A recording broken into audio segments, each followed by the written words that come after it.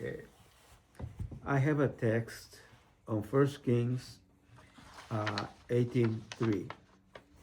So we're going to read about this man named Obadiah. He says, Obadiah, which was the governor of his house, of the king's house. His house means the king's house, okay? And it says there, Obadiah feared the Lord greatly. This is what's mentioned about him. For it was so, when Jezebel cut off the prophets of the Lord, that Obadiah took 100 prophets and hid them by 50 in cave, and fed them with bread and water. And Obadiah was in the way. Behold, Elijah met him, and he knew him and fell on his face and said, Art thou my Lord Elijah? And he answered him, I am. Tell thy Lord, behold, Elijah is here. And he said, What have I seen that thou wouldst deliver me, thy servant, unto the hand of Ahab to slay me? Okay, so Elijah had disappeared for 3.5 years, and they couldn't find him. And he had said, It's not going to rain for 3.5 years. And it didn't rain. So the animals were starving, people were starving, and Ahab sent people to look for Elijah wherever he could find, and they couldn't find him. But here he is at the end of the 3.5 years, and he comes to Ahab and meets Obadiah, and he says, Hey, Obadiah, I says, go tell Ahab that I'm here. He says, what? Do you want me to for him to kill me? We've been looking for you. And if I tell him and he doesn't find you, he'll kill me. See? So anyway, this is what it says here. Now, Obadiah, according to the Jewish writings, Obadiah was very rich, but all his wealth was expended in feeding the poor prophets until in order to be able to continue supporting them, finally he had to borrow money at interest from Ahab's son Jehoram. Okay? Obadiah's fear of God was 1 degree higher than that of Abraham, and if the house of Ahab had been capable of being blessed, it would have been blessed for Obadiah's sake. This is in the books of the Jewish, Sanhedrin 1c, okay? Okay, now 1 Kings 18:1. And Ahab told Jezebel all that Elijah had done, and with all how he had slain all the prophets with the sword. Then Jezebel sent a messenger unto Elijah, saying, So let the gods do to me, and more also, if I make not the life as the life of one of them by tomorrow about this time. Okay, so what happened, there was a confrontation with Elijah and the prophets of Baal. And you know the story, why they tried to make a sacrifice and Baal didn't answer, and finally Elijah built an altar, pour water around it, and God answered his sacrifice. And then he had all the prophets of Baal slaughtered, and I think it's 400 and some prophets that he killed. So when Ahab went home and told Jezebel what he had done, she said, Oh, I'm going to kill him, And she said, Go tell Elijah, tomorrow he's going to be chopped in pieces, So they went and told Elijah. And of course, Elijah was really afraid, Amazing that he was so powerful, but what he did. And now he's so weak. He got weak because Jezebel was going to kill him, which is normal. We can be strong in the faith some moments, and all of a sudden something can trip us and really be, without Christ. We let go of Christ. Okay. Now, later on 2 Kings chapter 4, verse 2, uh, this is what it says on the Bible. And Elisha said unto her, a widow, tell me, what's in your house? And she said, thine handmaid hath not anything in the house, save a pot of oil. And it came to pass when the vessel, okay, so what happens, uh, this woman, her husband was a prophet, and he had gone into debt, and then he died. So the woman, they took everything from her because she couldn't pay the debt of her husband. And her children were going to be taken away to be sold as slaves. And then she came to Elisha and says, you know, my husband feared God. And he went into debt, he's gone. And now, where he owed, they have come over and take everything that I have, and now they're going to take my children to sell them as slaves. So he says, okay, what do you have in your house? He says, nothing. They took everything. And then she says, oh, I have a little oil. It says, save a pot of oil.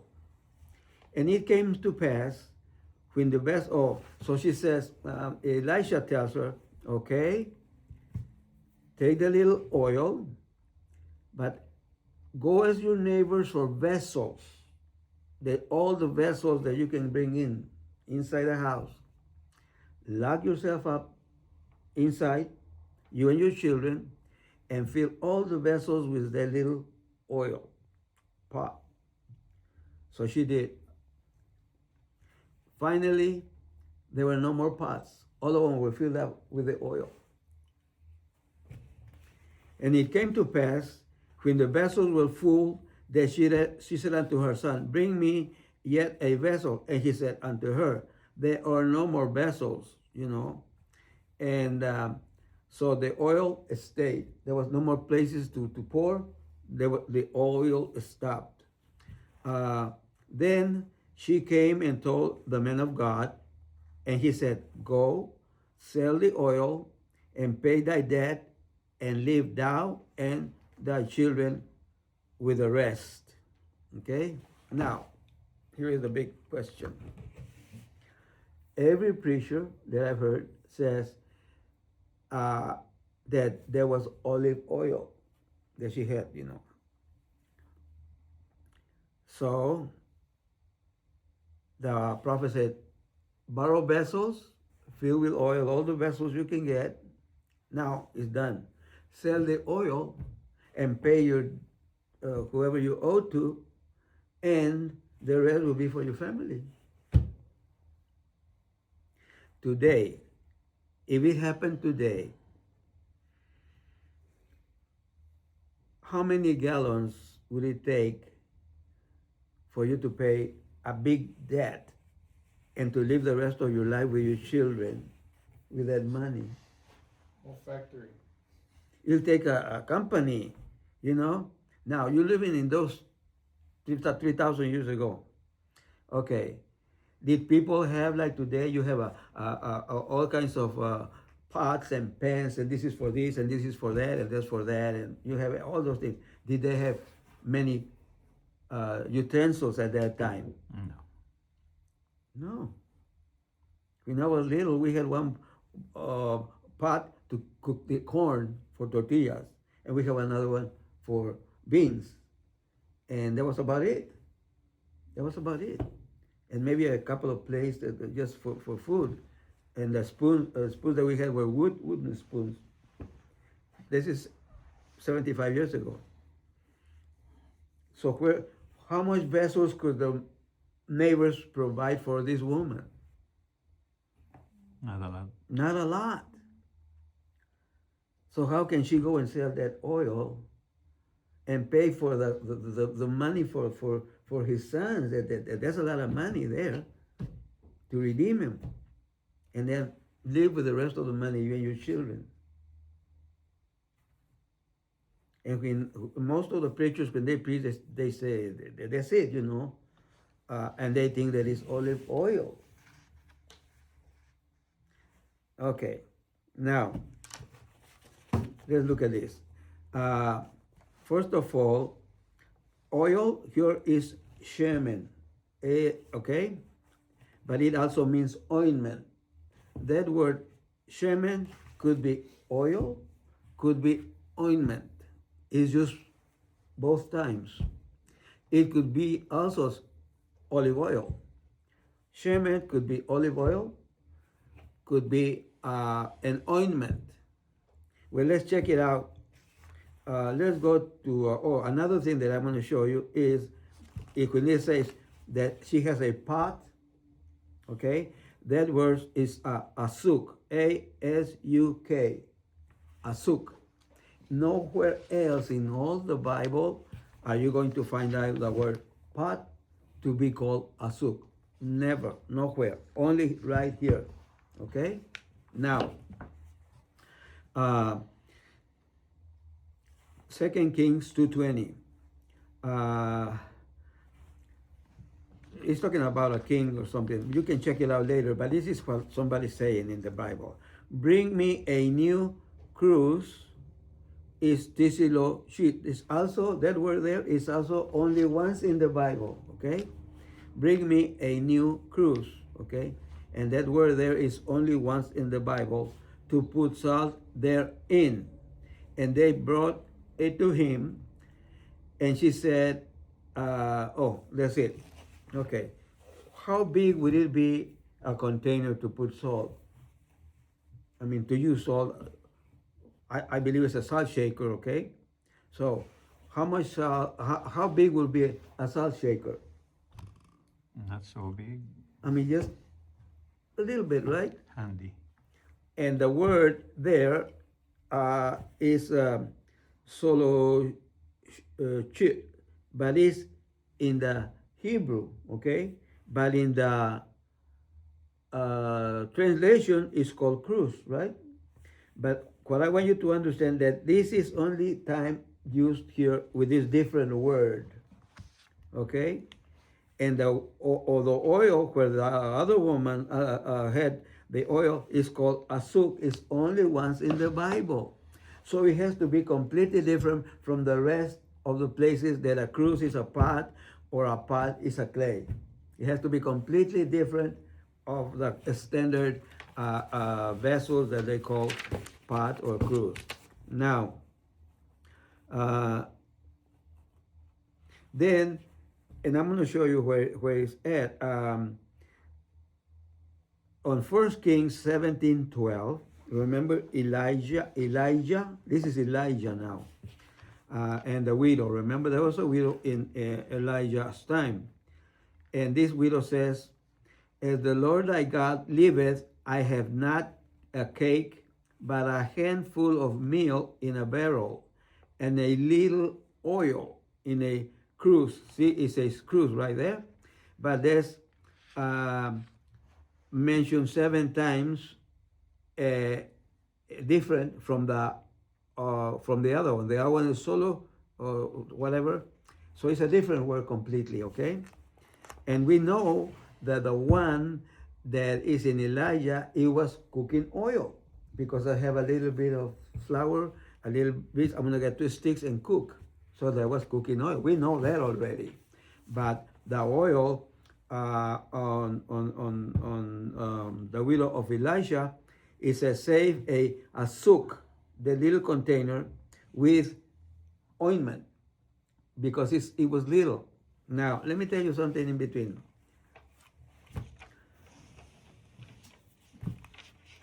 Remember, it says that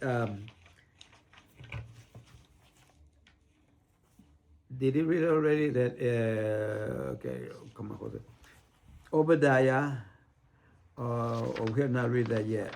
Oh yeah, it says Obadiah. The first part, the first text, Ahab called Obadiah, which was the governor of the king's house. Okay? So Obadiah was the governor of the king's house. Ahab, okay?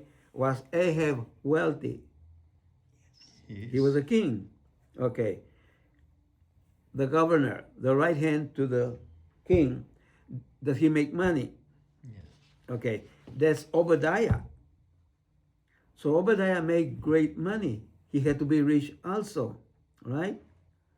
And this is why he could afford to put 50 and 50 prophets of God and support them. But in 3 years, before the 3 years, his money ran out. So he started borrowing from the king's son before he became he was a prince. So he borrowed money from him. And of course, he charged him high taxes or interest. Okay? So now he is dead. Obadiah is dead. I'm not going to go into that, but I believe that Jezebel killed him. Because remember, he revealed himself to be a prophet of God when he saw Elijah. So when Jezebel wanted to kill Elijah, right, and found out that Obadiah was a prophet, would he kill him? Of course. Maybe not, but that's what I believe. Now, so don't you think that somewhere, somehow, in his marriage, Obadiah with his wife, somewhere, somehow, went and bought a little container of perfume? It would be normal, wouldn't it? For him being the right hand of the king, having money, and he traveled or whatever. I'm going to buy this for my wife. It's expensive, but he could afford it. Mary, the one that anointed Christ's feet, then she had a little oil. I mean, not a little, she had a pound of oil. Mm-hmm. And it was very expensive, 1 year's wages.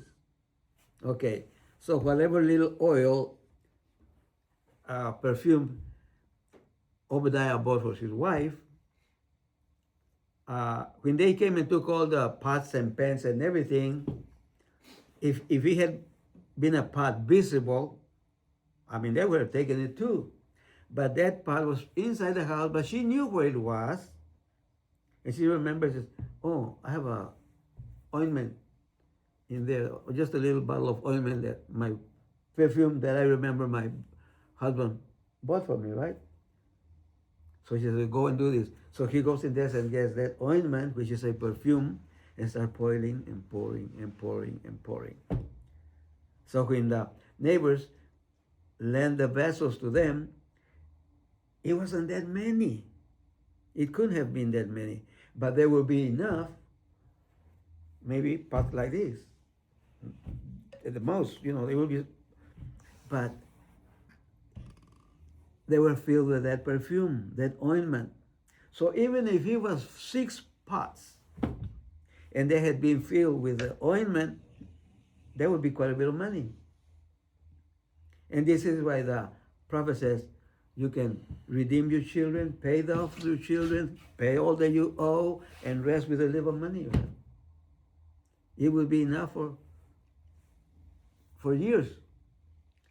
But when you think of the little perfume, and you compare it to Mary's perfume that anointed Christ's feet, then you can see how valuable it was. See? If it was just olive oil, it would be impossible. It would be impossible. Okay, now, look at Exodus 30:25. And God talking to Moses, he says, and thou shalt make it an oil. See the word? It's shemen. See? It's same. But it could be used for olive oil, ointment, or regular oil. But in this case, you're going to see what it means. And thou shalt make it an oil, shemen, of holy ointment. Right? If you could put this, I have a little bottle with holy ointment, that would mean really, right? But it doesn't say, it's not translated there. But here, Exodus says, God told him, make it an oil of holy ointment, and anoint compound after the art of the apothecary, and it shall be an holy anointing oil. It was olive oil, but it was mixed with perfumes that were so expensive that it was called anointing holy oil. Leviticus 8:12. And he poured of the anointing oil, shemen, still the same word, upon Aaron's head and anointed him to sanctify him. See? So, can you imagine how expensive it would be the oil that Moses used to anoint uh, Aaron to become a priest? Now, Samuel 10:1. Then Samuel took a vial of ointment, shemen, and poured it upon Saul's head, and kissed him, and said, because the Lord had anointed thee to be captain of his inheritance. So here, God is sending Samuel to anoint Saul to be a king. So you can see the oil that he would have used, right? So anyway, I think I have enough text for us to realize that it wasn't just olive oil. It just wasn't only olive oil. And now I look at the Antiquities of Josephus, and this is what he says. For they said that the widow of Obadiah, Ahab's steward, came to him and said that he is not ignorant how her husband had preserved the prophets, and they were to be slain by Jezebel, the wife of Ahab. For she said that he hid 100 of them, of the prophets, and borrowed money for their maintenance, and that after her husband's death, she and her children were carried away to be made slaves by the creditors. And she desired of him to have mercy upon her on account of what her husband did, and afford her some assistance. And when he asked her what she had in the house, she said, nothing but a very small quantity of oil in a cruse. So the prophet bid her go away, borrow a great many empty vessels of her neighbors, and when she had shut off the chamber door, to pour out the oil in them all, for that God would fill them full. And when the woman had done what she was commanded to do, and bade her children bring every one of the vessels, and all were filled, and not one left empty, she came to the prophet and told him that they were all full, upon which he advised her to go away and sell the oil and pay the creditors what was owing them, for that there would be some surplus of the price of the oil, which she might make use of for the maintenance of her children. And thus did Elisha discharge the woman's debts and free her from the vexation of the creditors. So if it had been olive oil, that could not be done. It would have to be a perfume, you know. So anyway, I just thought I'd show you that, because everybody said, oh, it was olive oil. Oh, it was all the preachers. That's what they say. But you balance it, it couldn't just be common oil. It wasn't worth as much as, it's the same thing as today. What's the value of oil? Nothing. What's the oil of Chanel 5 or whatever you say? You know, that's what makes the difference. Okay? That's it. That's what I